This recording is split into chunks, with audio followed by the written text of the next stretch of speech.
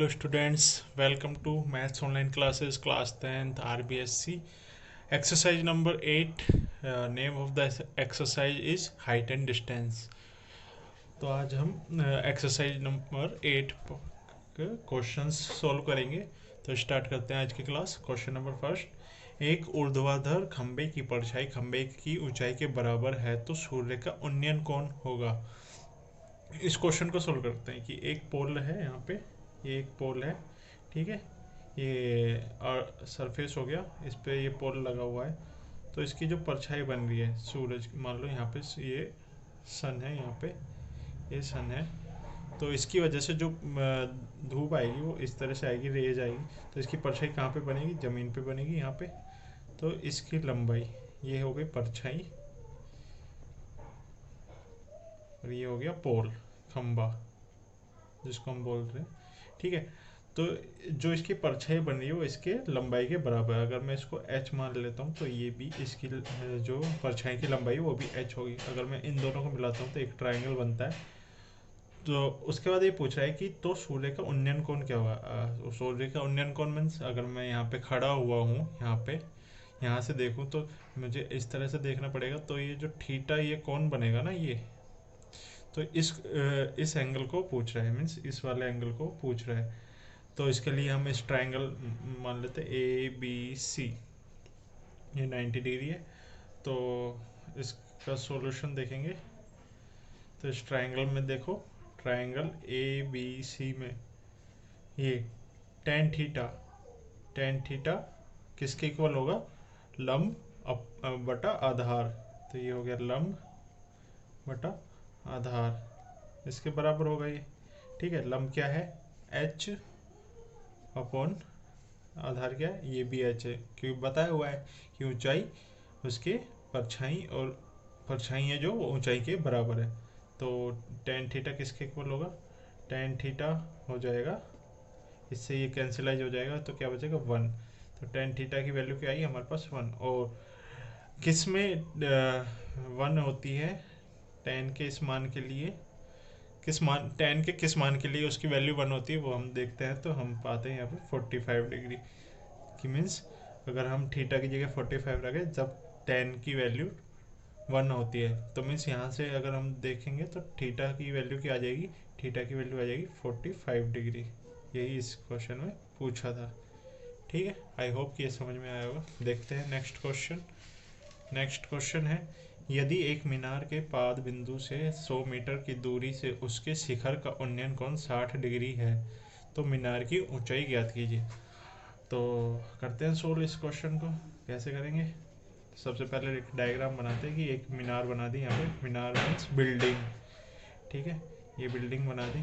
तो इसके पाद बिंदु मीन्स ये बेस पॉइंट जो नीचे है सबसे, इससे कितने 100 मीटर दूर, मान लो यहाँ पे ये 100 मीटर हो गया, 100 मीटर दूरी से इसके शिखर का उन्नयन कोण मीन्स ये इसका शिखर हो गया है जो हाईएस्ट पॉइंट है, इसका उन्नयन कोण कितना है, 60 डिग्री है। तो हमें मीनार की ऊंचाई निकालनी है। मीनार की ऊंचाई को मैं h मान लेता हूँ। तो ये 90 डिग्री, ये थीटा हमें पता है, 100 मीटर की डिस्टेंस है यहाँ से यहाँ तक। तो ABC, इसलिए इस क्वेश्चन को सोल्व करने के लिए ट्रायंगल ABC में लगाते हैं टेन थीटा वाला फॉर्मूला। तो टेन थीटा इक्वल टू क्या होता है, लंब बटा आधार, ठीक है।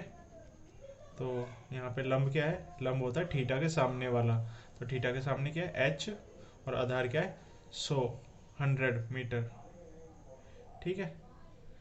और टेन थीटा यहाँ पे थीटा की वैल्यू क्या है 60 डिग्री, ठीक है। अब देखिए टेन 60 डिग्री की वैल्यू होती है √3, √3, ठीक है। ये हो गया h अपॉन में 100 मीटर। तो अगर मैं यहाँ से h की वैल्यू निकालता हूँ तो h की वैल्यू आ जाती है हमारे पास 100√3 मीटर, मीन्स जो मीनार की ऊंचाई है वो कितनी है 100√3। या अगर इसको देखते हैं हम नेक्स्ट क्वेश्चन, हमारा नेक्स्ट क्वेश्चन है क्वेश्चन नंबर 3। 15 मीटर लंबी सीढ़ी एक ऊर्ध्वाधर दीवार के शिखर तक पहुंचती है। यदि यह सीढ़ी दीवार के साथ 60 डिग्री का कोण बनाती है तो दीवार की ऊंचाई ज्ञात कीजिए। ऊर्ध्वाधर का मतलब होता है जो दीवार सीधी खड़ी रहती है। ये हमने दीवार बना दी, ठीक है, ये दीवार बना दी। अब इसके सहारे एक सीढ़ी खड़ी हुई, सीढ़ी कैसे खड़ी होगी, इस तरह से खड़ी होगी, ये सीढ़ी बना दी, ठीक है, ये ज़मीन पर ही खड़ी होगी। तो दीवार के साथ 60 डिग्री का कोण बनाती है, मतलब दीवार का है यहाँ पे, तो यहाँ पे कितने डिग्री का कोण बना रही है, 60 डिग्री का कोण बना रही है। तो दीवार की ऊंचाई ज्ञात कीजिए। क्या है, इसकी वैल्यू दे दी 15 मीटर, ठीक है, ये पूछ लिया इसमें, ये 60 डिग्री दे दी। हम ट्रायंगल ले लेते हैं ABC, ठीक है। अब देखो, यदि मैं इसको देखूं, यदि मैं इस तरह से देखूं, ठीक है, तो ये हो गया थीटा, इसके सामने वाला हो जाएगा लंब, ये हो जाएगा आधार, ठीक है। पर हम इसको ऐसे ना देखते हुए हमें लेना है ये कर्ण हो गया, ठीक है क्या, ठीक है। तो अब हम फॉर्मूला लगाते हैं जिसमें क्या क्या है, आधार है और कर्ण है। कर्ण और आधार किस में आता है, अगर हम देखें तो ये वाला फॉर्मूला हम यूज करते हैं, लाल बटा कक्का।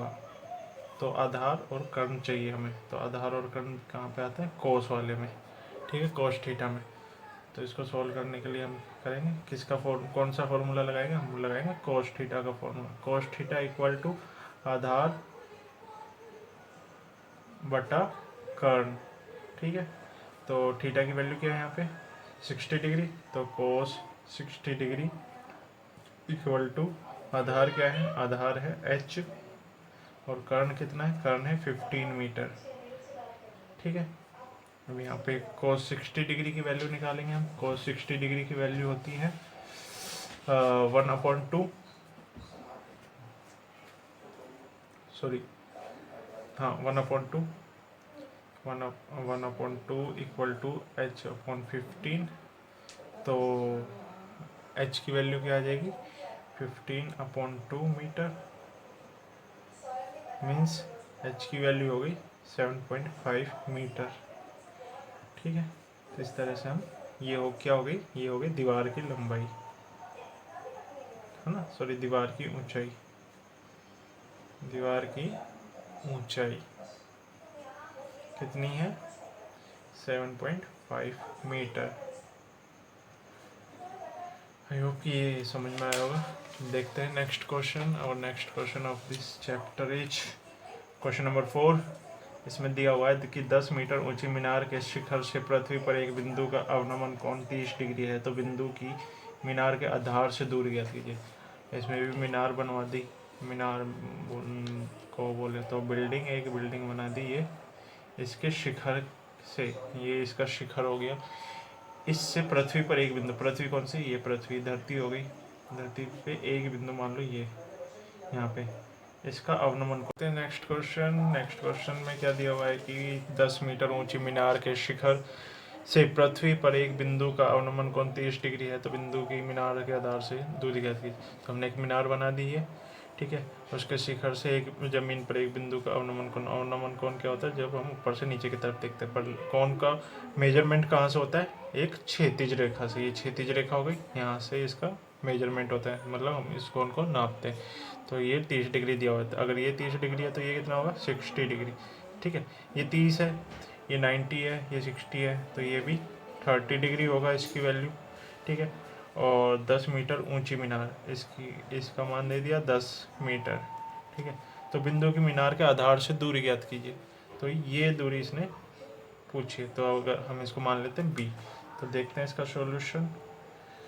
इसका सॉल्यूशन देखने के लिए इस ट्रायंगल मान लो ABC, ट्रायंगल ABC में फॉर्मूला लगाते हैं किसका, tan थीटा का, क्योंकि हमें क्या पता है, ये पता है और ये पता है।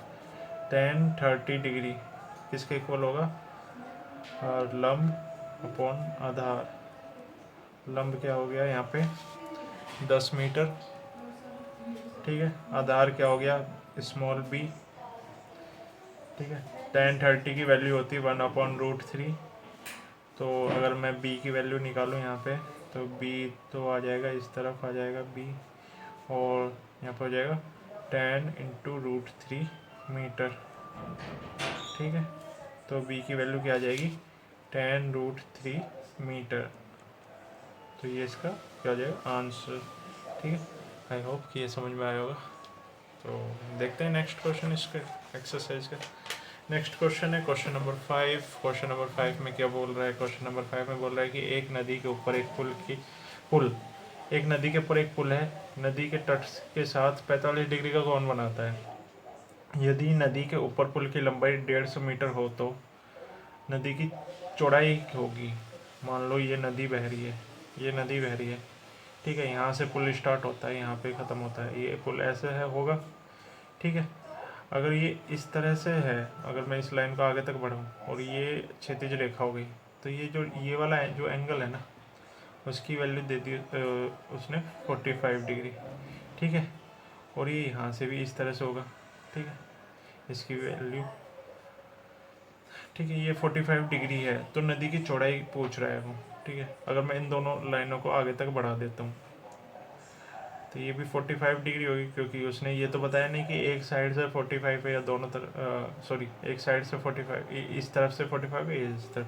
उसने बोला है कि नदी के तट के साथ, मीन्स यहाँ से 45 बनाएगा तो यहाँ से 45, ये दोनों 45 बनाएगा। अगर इस लाइन को मैं आगे तक बढ़ाता हूँ तो ये 90 डिग्री का होगा, ठीक है। अब ये कैसा ट्राइंगल बन गया? ये ट्राइंगल बन गया कुछ इस तरह का, देखिए, ये 90 डिग्री ऊपर वाला, ये 45 डिग्री और ये 45 डिग्री।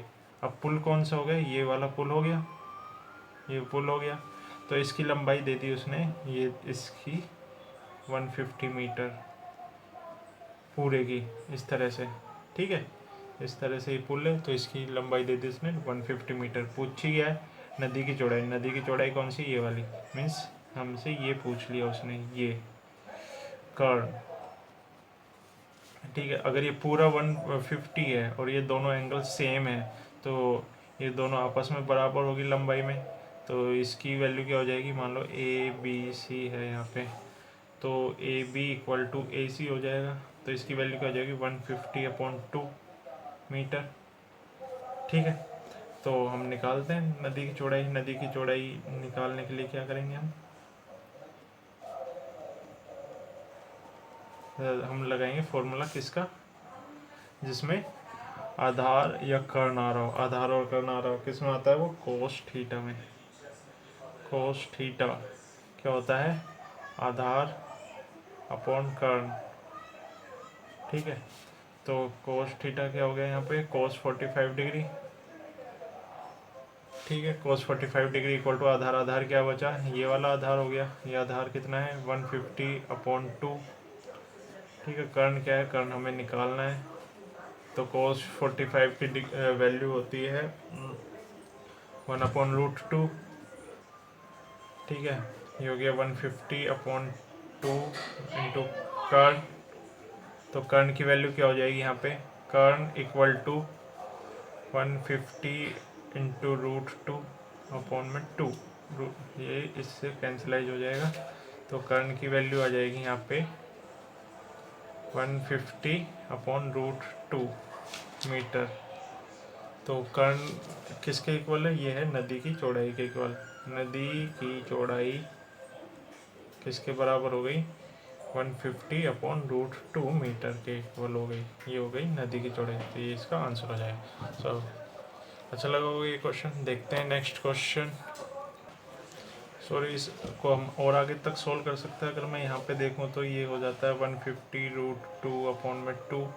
तो अगर मैं इसको कैंसिलाइज करूँ तो ये हो जाएगा 75, 2 1 2, 2 ये 75, तो 75/√2 मीटर जो आपका आंसर दिया हुआ है पीछे आंसर की में, वो ये आंसर। तो आई होप कि ये भी समझ में आया होगा कि ये इसको कैसे चेंज कर सकते हैं। ये दोनों आंसर ही ठीक होंगे। तो देखते हैं नेक्स्ट क्वेश्चन। नेक्स्ट क्वेश्चन क्या है? नेक्स्ट क्वेश्चन है क्वेश्चन नंबर 6। क्वेश्चन नंबर 6 है, दो खंभों के शीर्ष जिनके ऊंचाई क्रमशः 20 मीटर तथा 14 मीटर है, एक तार से जुड़े हुए हैं। यदि तार क्षैतिज रेखा के साथ 30 डिग्री का कोण बनाता है तो तार की लंबाई ज्ञात कीजिए। तो कुछ नहीं, दो खंभे हैं, दोनों की ऊंचाइयां अलग अलग है, दोनों जमीन पर लगे हुए हैं। इस तरह से दो खंभे हैं, ठीक है। अगर यहाँ से मैं एक तार बांधता हूँ और ये इसके एक तार बांध दिया, इसकी लंबाई 20 मीटर है, इसकी 14 मीटर है, ठीक है। ये क्षैतिज से कितना कोण बना रहा है? 30 डिग्री का, 30 डिग्री का कोण बना रहा है। तो इसकी लंबाई पूछी है इसने, किसकी? तार की लंबाई पूछी है। तो निकालने के लिए देखो ये पूरी यहाँ से यहाँ तक 20 मीटर है, ठीक है, और यहाँ से यहाँ तक अगर मैं ये लाइन ड्रॉ कर दी तो ये 14 है, तो ये भी 14 होगा, ये 14 होगा, तो ये कितना बचेगा 6, क्योंकि टोटल 20 है, ठीक है। अब देखो इसमें ये हो गया कर्ण, ये हो गया लंब और ये हो गया आधार। तो हमें कर्ण की वैल्यू निकालनी है, तो देखते हैं इसको कैसे निकालेंगे। तो कर्ण ये तार की लंबाई निकालने के लिए, तार की लंबाई निकालने के लिए हम फॉर्मूला लगाएंगे जिसमें कि लंब आता है और कर्ण आता है। ये किस में आता है, साइन थीटा में। तो साइन थीटा इक्वल टू लंब अपॉन कर्ण, ठीक है। तो sine 30 degree, 30 degree equal to लंब क्या है 6 और कर्ण हमें निकालना है, फाइंड आउट करना है। तो कर्ण इक्वल टू साइन 6 अपॉन में साइन 30 डिग्री, ठीक है। तो साइन 30 डिग्री की वैल्यू होती है 1/2, तो मैं यहाँ रख देता हूँ 1/2, ये हो गया कर्ण। तो कर्ण की वैल्यू क्या हो जाएगी, कर्ण की वैल्यू हो जाएगी 6/1 × 2 मीन्स 12 मीटर। मीन्स तार की लंबाई क्या है, तार की लंबाई किसके इक्वल हो जाएगी, तार की लंबाई हो जाएगी 12 मीटर के इक्वल, ठीक है। सो आई होप कि ये क्वेश्चन समझ में आया होगा। सो देखेंगे नेक्स्ट क्वेश्चन देखने के लिए। चलो देखते हैं next question, question number 7। Question number 7 क्या है, यदि किसी मीनार के आधार से ए तथा बी, ठीक है, की दूरी पर उसी सरल रेखा पर स्थित दो बिंदुओं से मीनार के शिखर के उन्नयन कोण क्रम से 30 डिग्री तथा 60 डिग्री हो तो मीनार की ऊंचाई क्या है। तो देखते हैं, पहले इसका डायग्राम बनाते हैं कि एक मीनार हो गई, ये ज़मीन हो गई, ठीक है। मीनार का शिखर मीन्स इसका टॉप मोस्ट पॉइंट, ठीक है, ये हो गया। यहाँ से इसके आधार से क्रम से ए और बी दूरी पर, जिसमें कि बी दूरी यहाँ पे कम है, तो इसको हम बी मान लेते हैं, और इसको इधर से अगर नापे तो इधर तक की दूरी ए हो गई, क्योंकि ए ज़्यादा दी हुई है बी से, तो ए को ज़्यादा दूर मानेंगे हम। तो दो बिंदु हो गए ये, इसको हम इन दोनों को मिला देते हैं इससे, तो इनके मिलाते हैं तो क्रम से 30 डिग्री, जो ए तक है वो 30 डिग्री और जो बी है वो 60 डिग्री का कोण बनाते हैं। तो इसने क्या पूछा, मीनार की ऊंचाई एच पूछी है। तो यहाँ से यहाँ तक की हो गई बी दूरी, और यहाँ से यहाँ से यहाँ तक हो गई ए दूरी। तो निकालते हैं हम, पहले तो इस ट्रायंगल में ले लेते हैं ए बी सी और इसको डी। तो इसको सोल्व करने के लिए हम दो बार ट्रायंगल लेने पड़ेंगे। पहले ले लेते हैं हम ट्रायंगल ए बी सी में tan 60 डिग्री, tan 60 डिग्री किसके इक्वल हो जाएगा, लंब बटा आधार। तो लंब क्या है इसमें, स्मॉल एच, आधार क्या है बी, स्मॉल बी, ठीक है। तो tan 60 की वैल्यू होती है क्या होती है, tan 60 की वैल्यू √3, ठीक है, स्मॉल h अपॉन बी। तो यहाँ से हम h की वैल्यू निकाल लेंगे,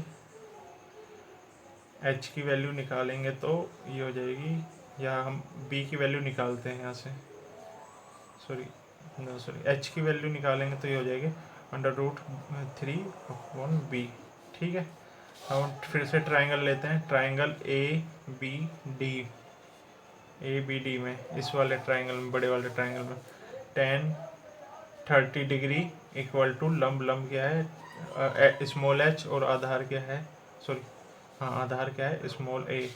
तो tan 30 किसके इक्वल हो जाएगा, लंब बटा आधार, लंब है स्मॉल एच और ए है आधार, ठीक है। tan 30 की वैल्यू होती है 1/√3, तो ये हम रख देंगे। तो h की वैल्यू अगर मैं निकालूं तो ये h की वैल्यू हो जाएगी